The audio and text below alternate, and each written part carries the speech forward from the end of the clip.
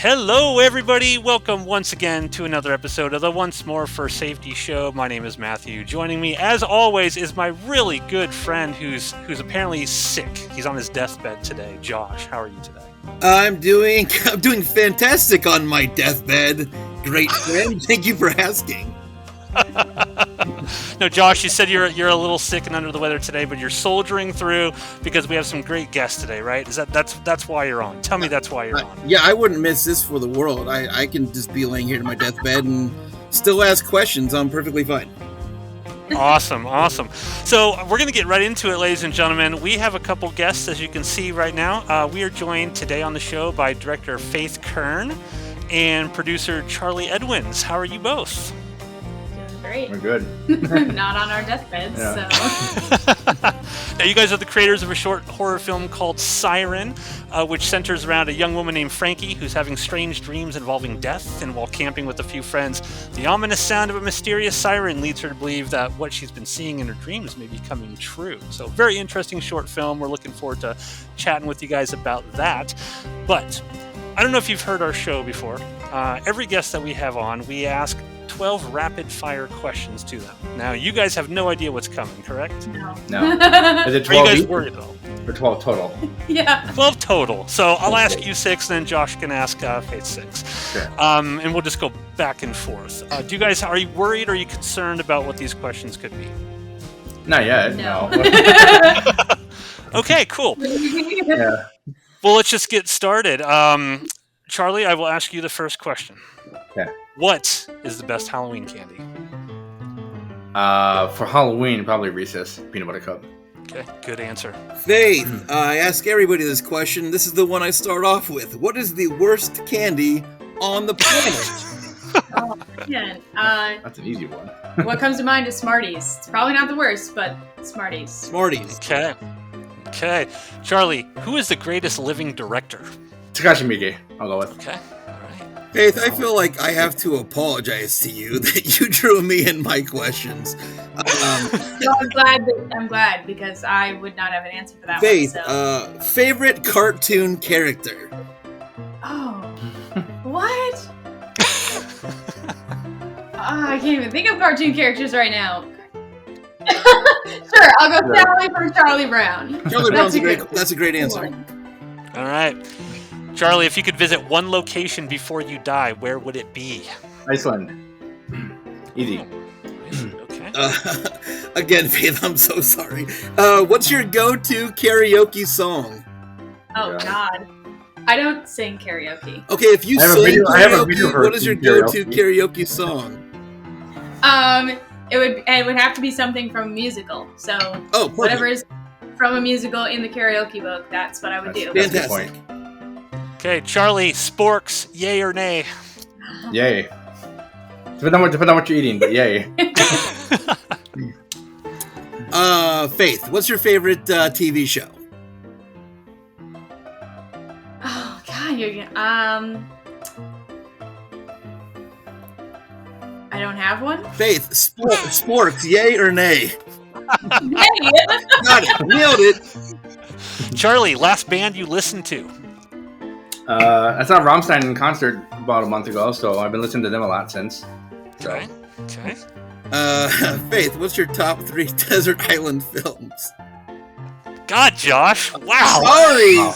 I just 3 minutes, go. this is like a revisit of other questions. I'm sorry. Like, having a time with them. Oh, see, I've never even heard that term. Desert Island films. Red. Dunkirk. We were just talking about that. We were just talking about Dunkirk. And Killers. Interesting. Terrible Okay. list, but And then Charlie, my last question, Josh stole it, but because we came up with these on our own. What is the most underrated television show in your opinion? Underrated. I mean, all the ones I like are really good shows, so it's hard to say.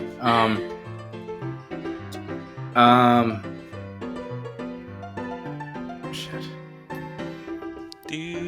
Yeah. Well, I will say, I think this is kind of a modern thing, but I thought Andor was a lot better than a lot of people were saying.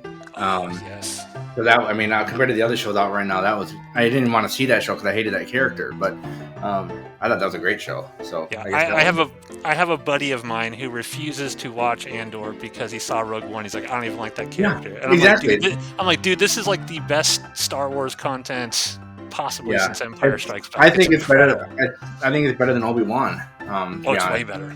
Yeah, way it's better. just I mean, and not even the story. It's just about the way that it's shot, and it's quiet and methodical, and the dialogue is incredible in that show. Yeah. I mean, there was that one scene where I was talking to Faith earlier about when the commander guy gets fired and he goes back to his mom's house or his apartment.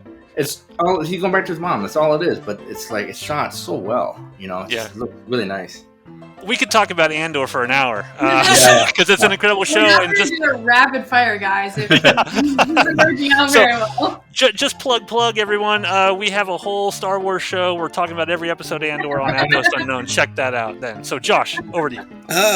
Let's talk about Andor some more. Faith, you can step on any set and guest direct with any director, living or dead. Who are you working with?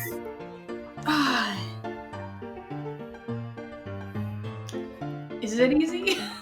For me, it's easy. For you, it's easy. For me, it's not. I'm not going to do that Jeopardy thing. We can sit here all day.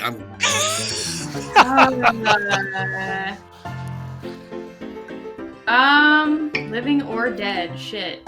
I'll just jump cut this to your answer. Yeah, so. the answer. 2 seconds. Yeah. I don't know, man. Like, honestly, anyone. I don't fucking know. I would do Kubrick. I don't. So, and I know you've seen 2001. Yeah, I don't think Kubrick would be my answer. Okay. I don't know. I would be interested in. So I'm really bad at names.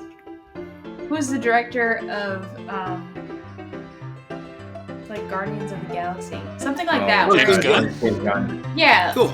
Awesome. Well, let's talk about Siren. That's why we're all here, right? This interesting, I think, Charlie, you sort of described it as a cosmic horror film in a way. Yeah, that's how it started anyway.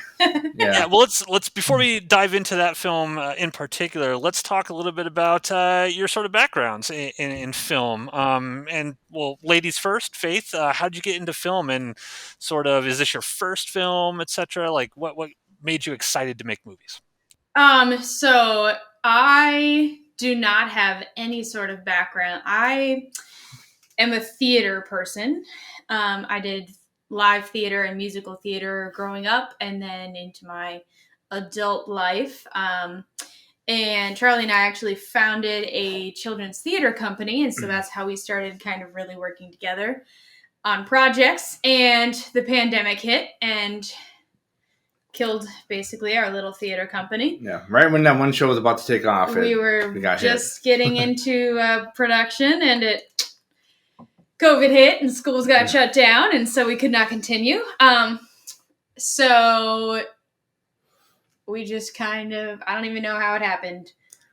Charlie had an idea for a script for a movie, and we just kind of did it. I don't know how it happened. This was your first film then? This is our first. Okay. Josh, you're a theater guy, so you probably have questions about the theater. Yeah, I mean, children's theater. So I guess since the pandemic is kind of like, do you guys think you might start that back up again, do you think? Or is that kind of dead, like you're not going to do it anymore? It's always on the table. It's on the table. Charlie actually moved 3 hours away as well, and so it kind of like the pandemic hit. So like we could have restarted and whatever, but then I got a job working nights, and that doesn't really. Yeah, the last year's been a little rough. It's just kind of it's not on the table right now, but we could do it again. No, and we can. 3 hours sounds like a long distance, but when you live up there, it's like, I used to drive down here all the time, so it's not even that big of a deal. So it's always on the table, but as of right now, we're kind of focusing on the film stuff. That's cool. Cool. Go ahead, Matt. Go ahead, Josh. No, go ahead, Josh. No, so I grew up doing theater. I was a theater kid, so like I kind of had the same transition into film. I did theater for a billion years, and then just kind of fell out of that and ran into people that were really interested in filmmaking. So it's kind of did you find that to be kind of an easy kind of step a little bit from art to art? Yeah, we were just talking about that Definitely. today. It was super easy. Mostly just like you need to learn like about the camera and about, I mean, you already know kind of about lighting as a director in theater, like you might not as an actor or something, but so we were already familiar with kind of lighting and sound, not as much, but kind of, so there's a lot of crossover there. Yeah. So, and I was directing for the kids theater company and then transitioned. So, I mean, it's the same, but different. Yeah. Did you guys have to go out and like find equipment then? Cause like, so my sister and I started a photography company many years ago, and we decided to jump into, we were doing weddings and things like that, and so we wanted to get a nice video camera to offer that to clients as well. So we bought a Blackmagic Pocket 6K, and we just had it. And so nice. I used to do a lot of streaming, so I had all the mics that we needed. Yep. We had all the microphone cables and everything. I think the only thing we had to buy for the film part of it, we didn't have a field recorder. Mm-hmm. So we had to buy that. Had to buy memory cards, which is a very touchy subject. We'll get into that later. Yeah. I think that's, and then we noticed that after the last one, we will need a gimbal going forward. But for this movie, I think it was just really that recorder. Really. Yeah. I mean, that's pretty much it. And maybe a dead cat for the camera, for the mic too. Yeah, just a few things. Yeah, we already had the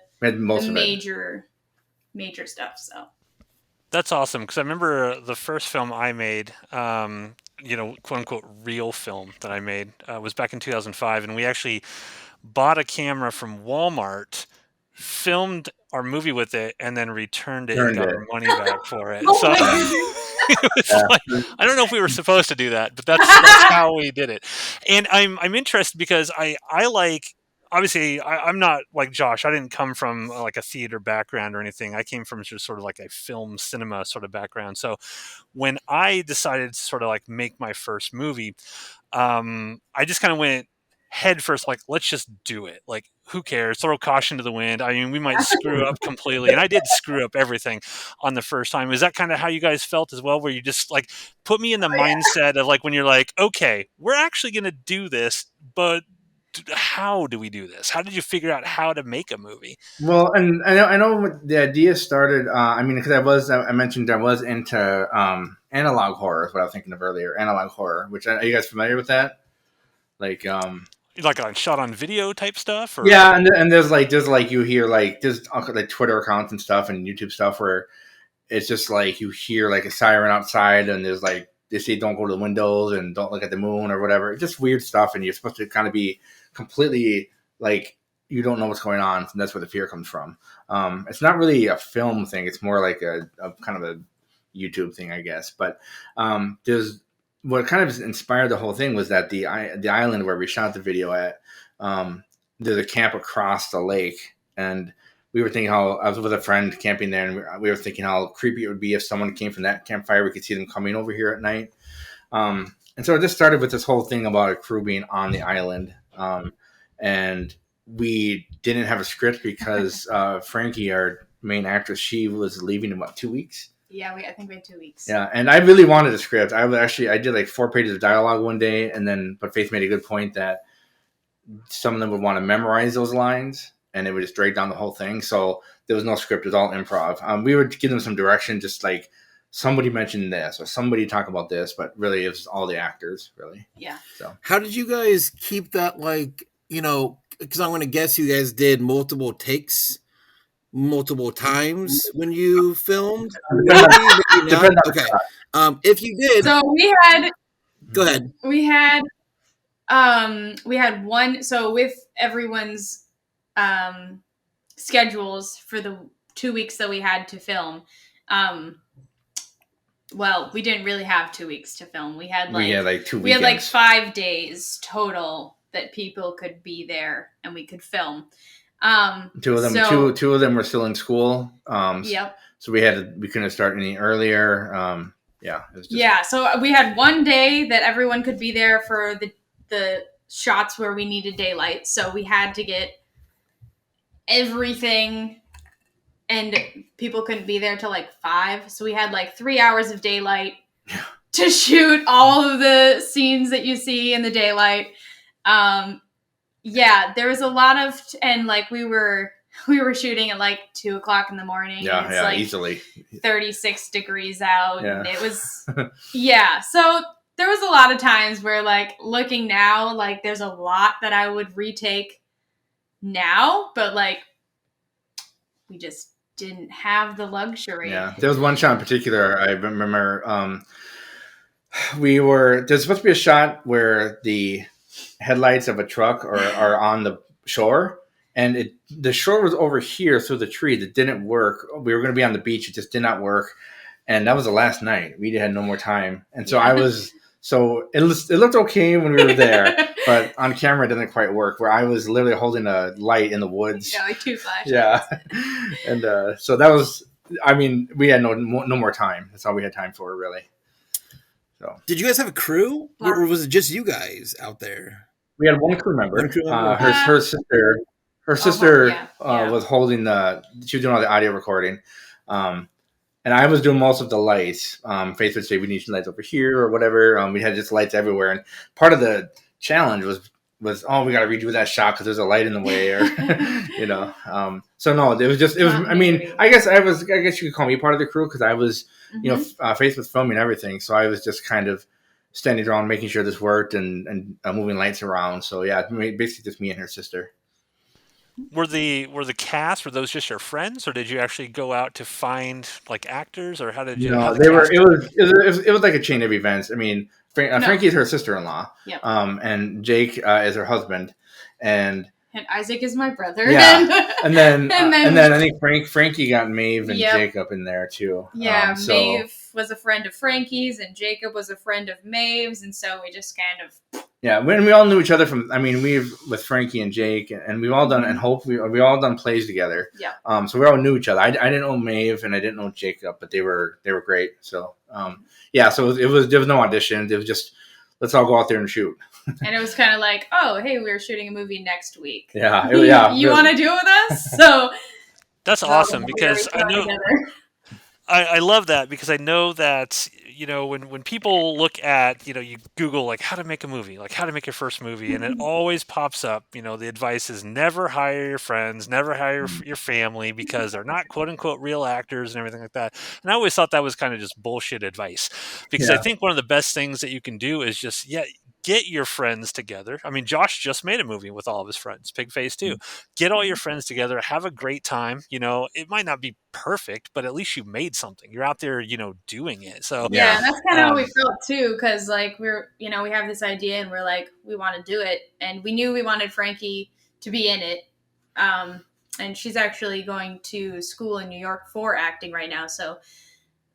Anyways, we knew that we wanted her to be a part of it, and we knew we wanted her to play the lead. So it was kind of all hinged on that. And it's like, do we wait or do we just and the thing too is like, I mean, like I said, we've all worked on plays in the past. Yeah. So like, I mean, I used to act on, and so we were all in West Side Story, and we were all in Annie Get Your Gun, I think. Yep. Okay. Yep, so yeah, so we all knew each other. So it's not like we were just friends and family.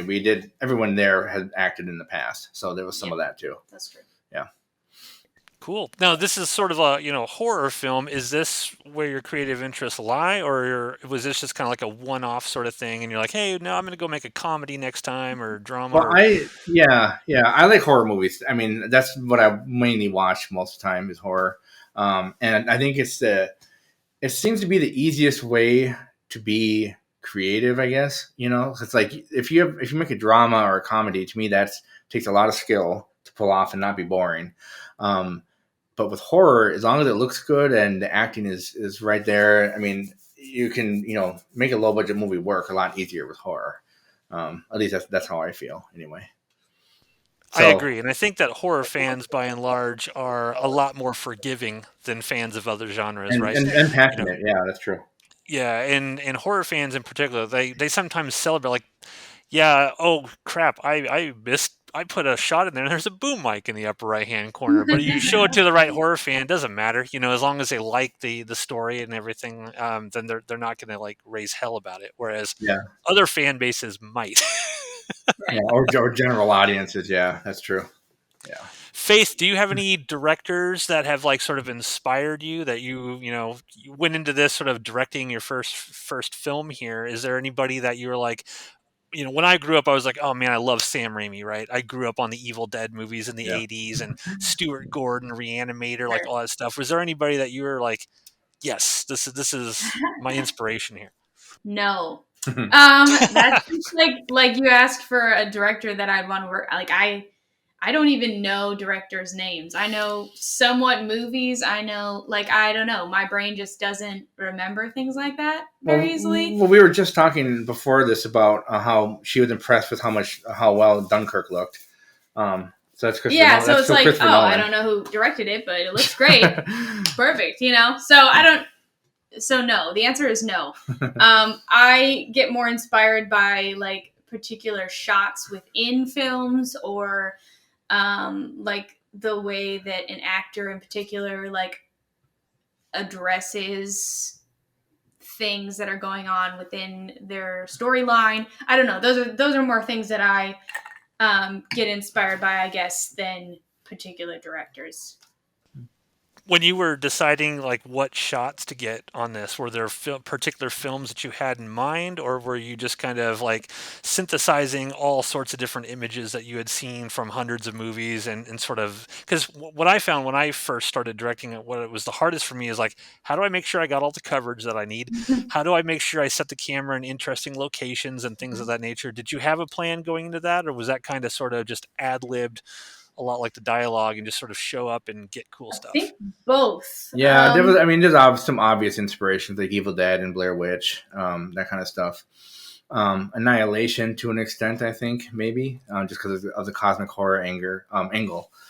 But yeah, I think it kind of changes once you get on site. Mm-hmm. We didn't really scout it out. We went there once, with Frankie and Maeve, and we tested the lighting and stuff, and but it really kind of became its own thing as it went on. Yeah, and like we knew kind of sort of what we wanted, like the shot of Isaac kayaking across the lake. We kind of knew how we wanted to compose those shots, but I don't know that there was like direct inspiration. Yeah, there was only two. The only shots I had in mind and at all were the kayak scene. I knew we needed that in there, and that was just because I'd kayaked there at night before, and it's kind of freaky. It is. When you're kayaking to that shore and there's a light there, it just drowns out everything else, and it's crazy. It's pretty cool.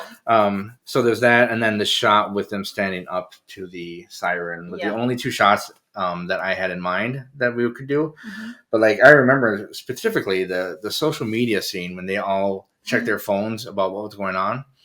I had no idea. I was like, you just run with it. I got nothing, So, I was a couple of shots, but mostly it was just kind of on the fly. Josh, I don't want to hog all the questions. No, I'll pass it over to you. I've just been sitting over here coughing up a lung, so I'm glad you kind of like. That's okay. I found them both, so we're good. So, what were some of the kind of I guess, difficulties that you guys kind of ran into out there? Because you guys actually did something that, at least me, I would have never done in a million years, and that was shoot outside in the dark at night for my first film while I'm trying to figure out what I'm doing. Me personally, I would have never done that. I just did that not that long ago, and that was my whatever film. And I still didn't know like what the hell I was doing. So good on you guys. But what were some of the kind of the difficulties that you ran into? Oh man, where to start? Yeah. Another to that point too. I think pretty much everyone there has camped a lot too. I think. A lot of outdoors people. So there was the ruggedness was not a problem. I feel like we gotta premise this with our experience in theater a little bit. So we had a children's theater company, but we didn't have a steady location. Every show was a different venue. We did it in a church because our theater canceled on us, and so we just did it in the like. Well, okay, so I think the one that really matters. We did a Frankenstein show. It's called Kid Frankenstein, I think, and we had the idea to so we're looking for a venue, and our budget was super tight, and there was on the fairgrounds there they had the amphitheater kind of, and it was outdoors. Basically a picnic pavilion with a stage in it. Yeah, and so we had to, every show and for practice we had to bring all of our lights for the show. We put them on 2x4s and hoisted them up to the ceiling, and the light control board. I was doing the sound. I had my laptop here and the mouse here, and I actually did a wrong sound one time, which is actually pretty funny. The guy rang a doorbell, and what's that song played instead? It was funny.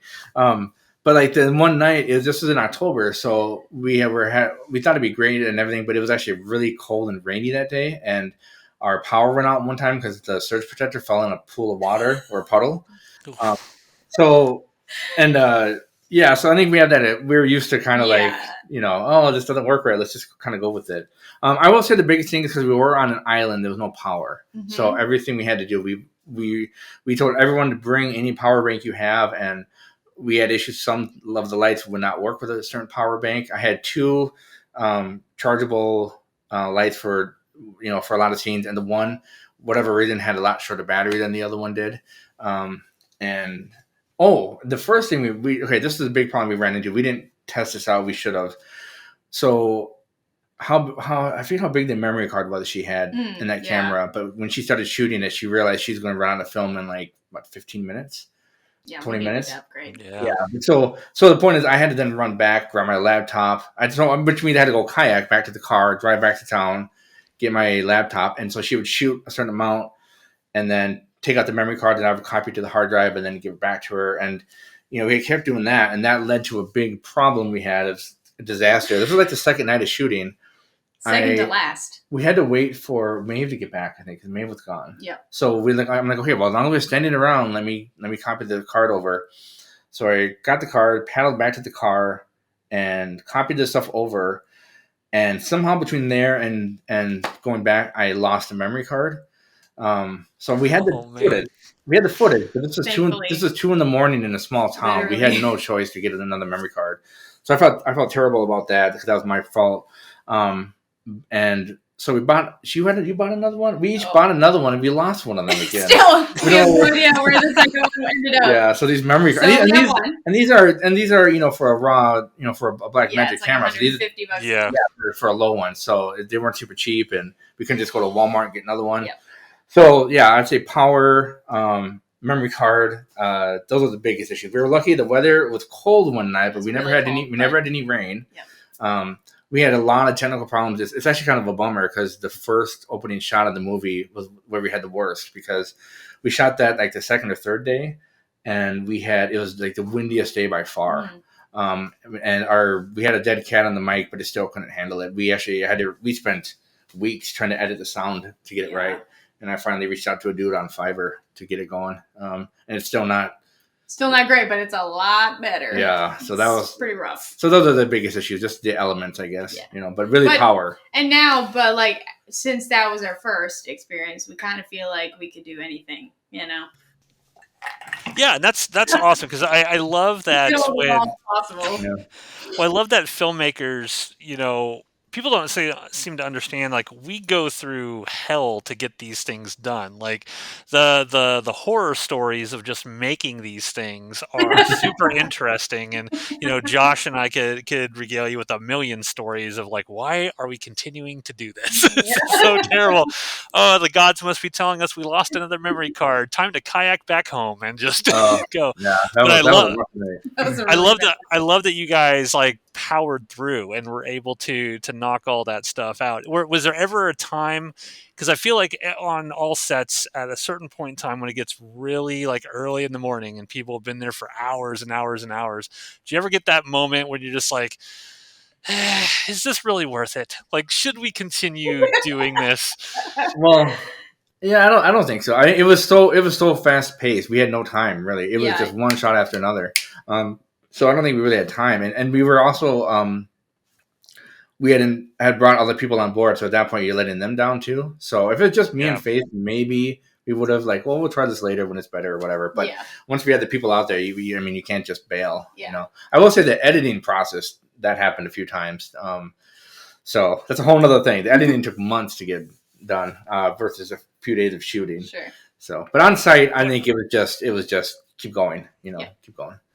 Well, that actually is a great segue, because one of my questions was, how'd the editing go? Editing's like, that's where you make the movie, right? So talk a little bit about the editing process. What was difficult about it? Well, so I have my PC. It was either for streaming, so it had a decent memory video card, but it wasn't really that up to that point.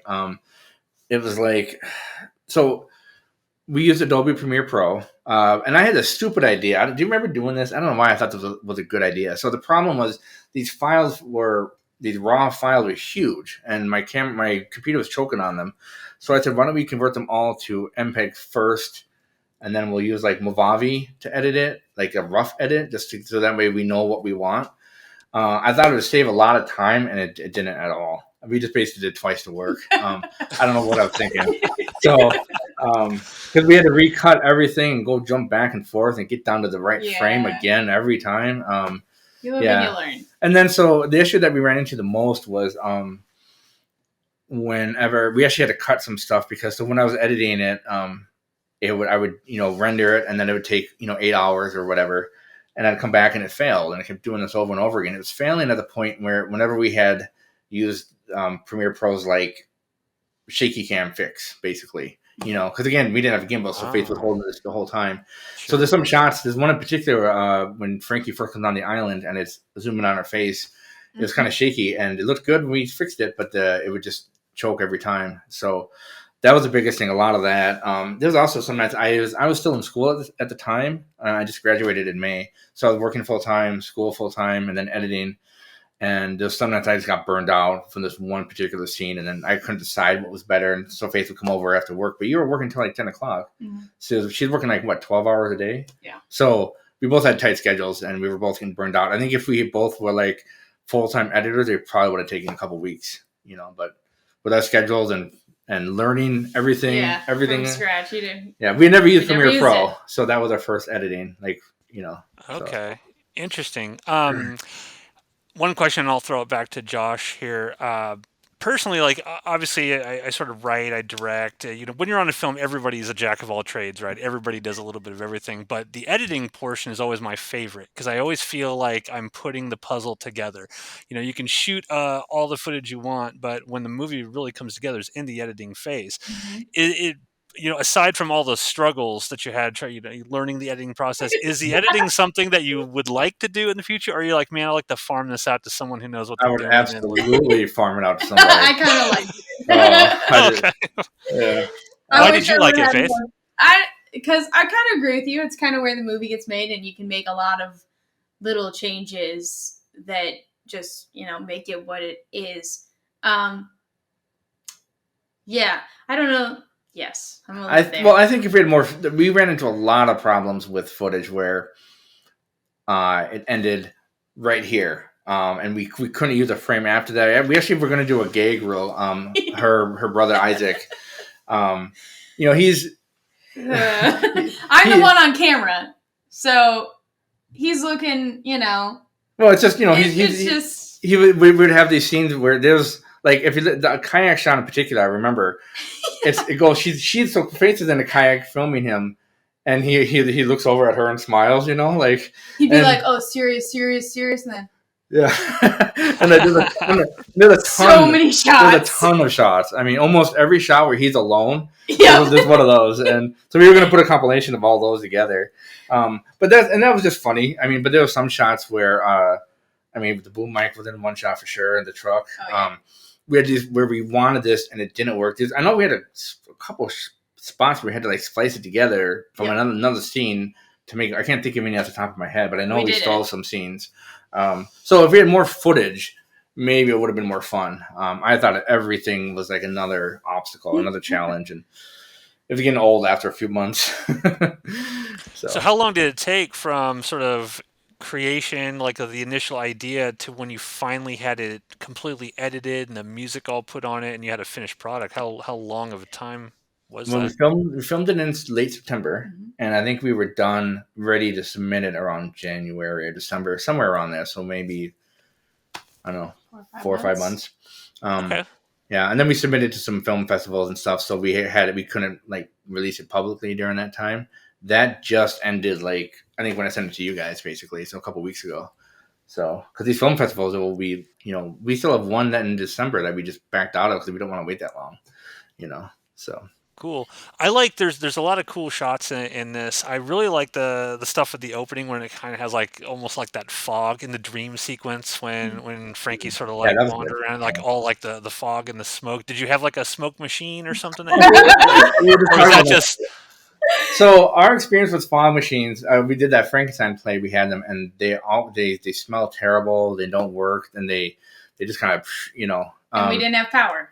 Yeah, another thing. So, did you just Google we it? Bought, yeah, she came up with this. I was just, I don't know how, probably a YouTube video or something. I don't know. I didn't even know this was a product that existed, but I guess they make like a fogger. Yeah, it's a fogger for fogging out insects. But it's powered by propane. Was it propane? Yeah, it was a propane. Yeah. Yep. So you just get a propane cylinder and light it up. But you got to fill it with that stuff. And then, so to keep it safe, because we don't want to be breathing in insecticides on the film. Details. You can mix, I think it was vegetable glycerin. Some kind of glycerin, yeah. That you can just find anywhere, and water. I think it was like a 1-to-1 ratio, and it worked really good. That's how it looks. I mean, it was like, I was impressed by it. And yeah, it was portable, and we could just fog it up real quick, and then that was the one like non-technical problem we had. I think was that worked a lot better than we thought. So yeah. that was cool. That's crazy. I'm going to steal that idea for a future film for sure. That's cool. Josh, sorry, I like to talk a lot and ask questions, so Josh always like sits back patiently, waits for me. So I'll turn it back. Yeah, I like to sit back and listen. So this is how it kind of works. If you talk, this is great. This is a great interview. So one of the things I meant to ask kind of earlier, because I'm always interested in kind of like what is the filmmaking scene like where you guys live? Because like when people go like when you tell people like I'm making a movie, or is everybody like, how are you going to make a movie? Like, how are you doing that? Like, you can't just make a movie. You know what I mean? Like, how is that scene there for you guys?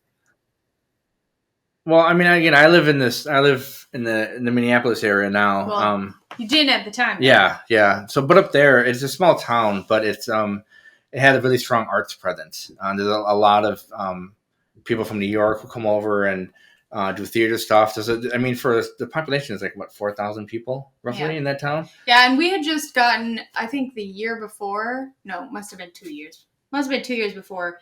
There was I don't know who did it, or some production company came and shot a film in sort of our area. Yeah, and everyone was like, "Oh my god!" It was a town over. So it was it was like the thing of this summer was, oh my gosh, they're shooting in Nevis right now, So I don't remember any of that. I worked in a coffee shop at the time, so I heard all the buzz, all the gossip. Yeah, it was all the gossip. But like that is the most filmy. Yeah, so there's not a lot of film presence. There's not, but theater and arts is. I mean, there's like I think there's 5 theater companies. We were one at the time. Yeah. 4 or 5 theater companies in a small town. So there's a lot of support, I think, for it. So it's kind of unusual for a small town, but that's why I mean we found all the actors no problem because of all the theater in town. Yeah, that's really cool. So, so when you guys got the film all done and wrapped and it's all ready to go and put together, did you guys do like a screening? Did you have like a local theater that you could screen at? Did you do a big thing, or did you guys just start submitting to festivals? Yeah. Well, you can't do a public screening if you submit to a festival. That was the issue. Or at least most of them anyway. You have to agree that you won't do that. So you can send it. I mean, you could have a private viewing, but and we did it. I mean, again, we weren't. It was in the middle of just January when we were finished, and we had all those submissions, so we couldn't really do any of that. I think like our local theater, like there's actually another film company, we'll call it, in our area. that has done. They just did their second you can show rent at the theater, so like it's a possibility, and we could do it. I don't think that, for me, anyways, this is not what I think we're capable of. So, to me, going into our community, I would rather have this one's our, we've done that, we've learned a lot. So I think going forward, probably our next one, I would be more interested in showing the world publicly, if that makes sense. Not that I'm not proud of what we did, but you want to, I think in our area, there's a level of like, what am I trying to say? It's like elitism, like look down. Kind of. Sounds like Omaha, Lincoln, Josh. That's what that sounds like. To be like, if I'm going to show the world what we can do, because I know we can do better, I want it to be really good so that we have more opportunities in the future. So I don't want to burn any bridges. No, and the thing with something that we're not, we're proud of it, but we know we could do better. Yeah, we learned a lot, but to me, the biggest thing was that we didn't have a script. To me, that there was supposed to be a whole thing with Isaac, and we did go into a little bit with Isaac and Jacob and the radio thing. They were supposed to go a lot more into that. And it was supposed to be where Isaac or Jacob was supposed to come across the lake at one point, and what was in our mind was different than what we came up with. What happened? You guys were like, you guys were 15 minutes shy of what festivals consider a feature-length film. So did you guys set out? So with no script, did you guys set out to make a 35-minute film, or was it supposed to be a short and you went over, or was it supposed to be a feature and you went short? Like, where was that supposed to live? We were thinking 15 to 20 is where we would end up, but and I think it could be cut down further than what we have cut it. I personally would like to go back for a second cut, but like we also have talked about redoing this one in the future with a script, with time, with a lot of things. So we did not intend it to be this long. But there's some stuff that the thing was the stuff that looked good. There's some shots that looked good that could be cut because they didn't do a whole lot for the story, but they looked good. And then some other shots that I would like to cut that didn't look good were important for the story, especially the stuff on the dock when they were getting ready to go to the island with all the wind issues. So we couldn't really cut a lot to make it shorter without either sacrificing the story as it is or some of the good shots that we liked. And then there was also like some parts where we could cut it, but the transition that would happen for the next shot was just not good. And we didn't have any B-roll footage or anything. We tried. We did try, but it just didn't happen in the short amount of time that we filmed. So yeah, it could be better. But I think I remember thinking back to my first film, and I had all these grand plans, and then like nobody showed up, and I had to. My whole first thing was ad-libbed, and just, hey, you 5 people showed, so we're going to create a brand new movie, and we're just going to go this way. But one of the most important things that any filmmaker can do is recognize their sort of faults and their failings, right? Like, I'm proud as hell of the first film I ever did, but it's straight trash. I mean, I'm not gonna lie, it's straight trash, but I'm super proud of it. And that's where you learn, right? And you learn to like get better. Like, okay, I don't want to do that again, but how do I get better? I've known filmmakers, and there's filmmakers here in Nebraska that are this way, who just think, well, no, everything I do is sort of perfect, and I can't recognize any faults in it. And if you are to even sort of point out something like constructive criticism, they take that incredibly personally and offensively. And to me, it's like, you guys have your heads on right. You're like, we're super proud of this, but we can definitely do better than this. And that's a really great perspective to have on it, I think. I'm calling out Josh right now. Oh, just kidding.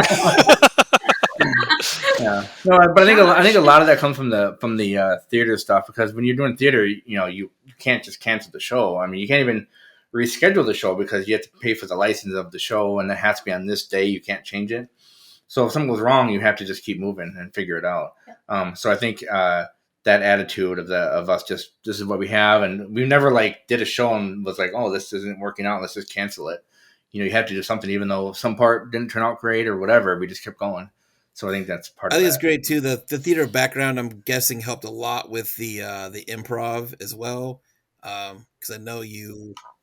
Yeah, I can't do improv. I can't. Well, either, I know so in theater backgrounds, a lot of it is improv is going to help you a lot when you kind of go up on stage. Yeah, the actors, totally. I'm sure that helped them a lot. We had no problem with.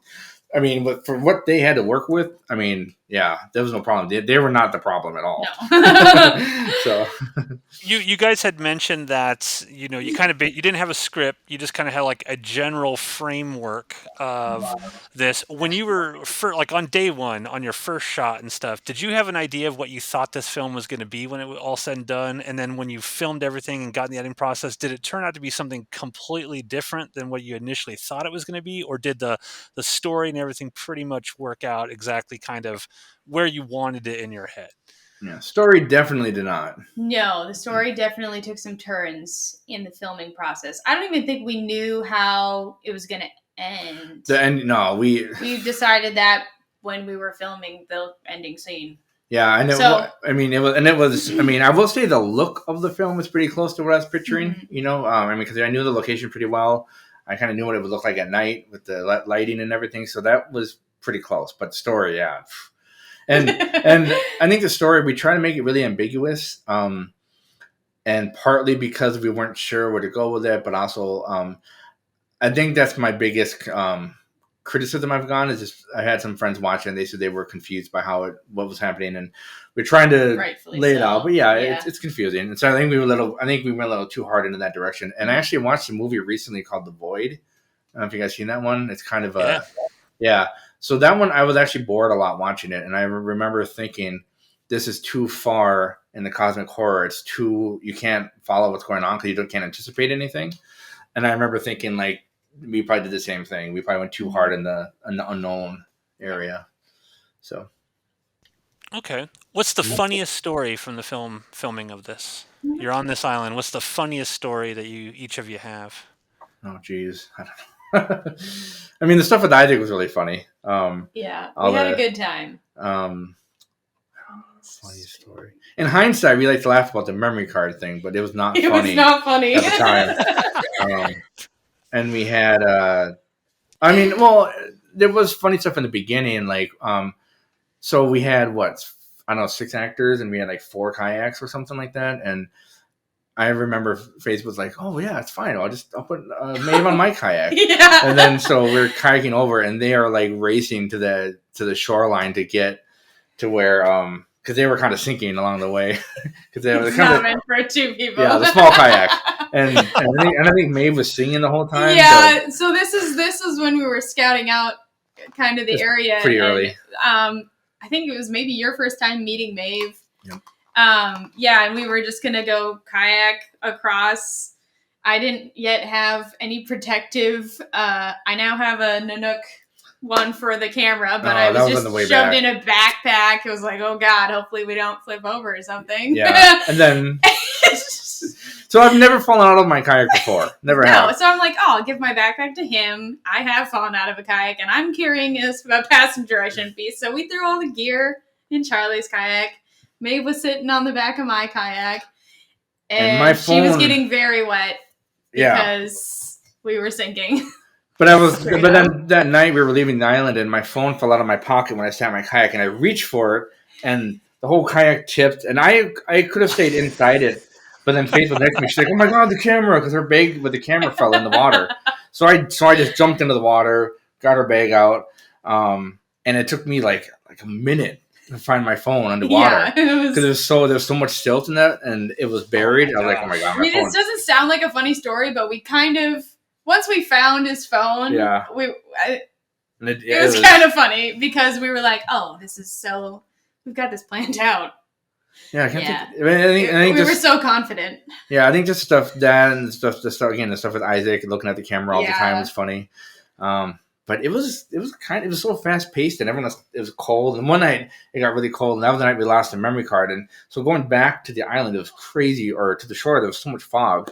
I was kind of bummed we didn't get that on camera, because it would have been really cool.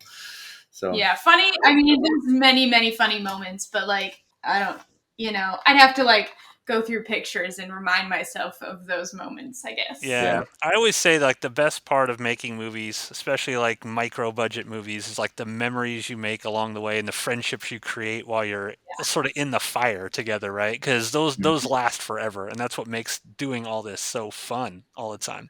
Yeah. So what's next for you guys? Do you guys have another project on tap that you guys are thinking about? Yeah, we got a few on tap, actually. I mean, it's been so long now. It's been almost a year since we were finished, and with me moving, and she's working so many jobs, and it's been kind of rough this whole year. We haven't really had a chance to do much, but we were finally narrowing it down. Yeah, so we have a script going, and first of all, I have to finish the trailer for the movie. We haven't done that yet, and then every time I start, it's like PTSD with the editing. I just so got to finish that. And my friend was working on the poster. He had a pretty cool idea, and he sketched it out. But then he is moving now too, and his stuff is all in a box. So we're gonna finish this one. Yeah, we're gonna finish that. The next one. And we had the story. We were gonna film it this fall. The next movie. Mm-hmm. We had a rough story, but we didn't have the dialogue straight down. There's a couple. It's a little more complicated and more difficult than what we did before. And some stuff. Is the next film going to be a short also, or you plan to do a feature at any point? Well, that one is going to be like an hour probably. Yeah. But we are. But Faith just did a workshop where she filmed a short, which I haven't seen yet. Yeah. I'm waiting to get the footage so I can release it. But then so that we're like, yeah, let's just do a short that just it's very light on, because she sent me the script and it was like a page, not even, and I was like, this is your whole script? It's 2.5, but okay. Whatever. When I saw it, well, whatever. But so I was like, well, let's just do that. Let's do something that is very light in dialogue, but looks really good, and it's like 10 minutes. Kind of like almost like a what's the word? When you're a model and you have a reel? I don't know what you're talking when you're like you have like when you're trying to pitch your stuff and you've got a portfolio. Oh, okay. Yeah, portfolio. Like a portfolio piece kind of a thing that we can just be really technical about and make it look really good. The story's not that important, that kind of a short. So that one's a short. And we were just talking today about another idea we think could be a full-length one. It's more of a drama kind of thing, so that one is different. But I don't think it'll be that hard compared to. There's no horror in it, so as far as special effects or anything, we don't need to worry about that or anything. So yeah, so we got some stuff in the works. Nothing on a calendar yet, but. So Faith, from one director to another, when you do your next one, what is the one thing that you're like, this has to be improved from the first thing that I did here, Siren? Like, I want this aspect of the film to be much better. See, I want the behind the scenes to be better, which is a weird thing to say. You mean like? But like, it was us. We are gonna have people on lights that will move the lights. An actual I crew. will be able to step back and look at what's happening instead of being behind the camera. And don't get me wrong, the cinematography was so fun, and I would totally do it again. And we've talked actually to Frankie about possibly directing. So, and I would love to do cinematography, but so just having roles that people do, like normal sets, would be great. That is my goal for our next one, because it's going to be a better product, period, if you have people doing what people should be doing and people to do those things. So that's cool. That's what I Josh, do you have any last I don't questions? have any questions. I just beyond like applauding you guys for finishing a film, a lot of people would have quit. A lot of people would have gone through that stuff and they would have quit. I know a handful of people that have. Filmmaking's hard, and a lot of people say I want to do it because they think it's going to be easy, and they get halfway through and stuff like that happens and they all quit. So not a question, just a comment about applauding you guys for sticking in there and finishing. So For sure. And I'll second that because it is hard. It's really, really hard. It takes forever. It takes a long, long time. And it feels like, especially when people are waiting, right? Like, where's the movie? Where's the movie? And you're like, well, talk to me in 8 months. I shot.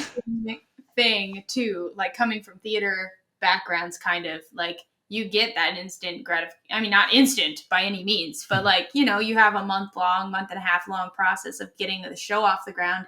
And then you have an audience. And you get to laugh with them and you get to experience the show with them. And it's way like my mom hasn't even seen the movie yet. And 3 of her kids were, it's like so different than, which is totally fine. I don't care. But, it's like a very different experience, I guess. Versus theater, right. Yeah. Well, we did notice when we were doing it, it was like, hey, we don't have to worry about, like, when you're doing theater, like, you can't just do camera tricks. It has to be there and working. And we did all kinds of things that some worked, some definitely did not work in the past. Yeah. But yeah, so we just noticed that it was, even though it was harder, it was somehow in some parts a lot easier too. And also you can just do multiple takes and multiple angles. And so, but then you got edited and that sucks. So. You guys got to find an editor. Yeah, find some intern. Hey, you want an intern for our company? Well, here you go. You're going to learn how to edit. You liked it, bro.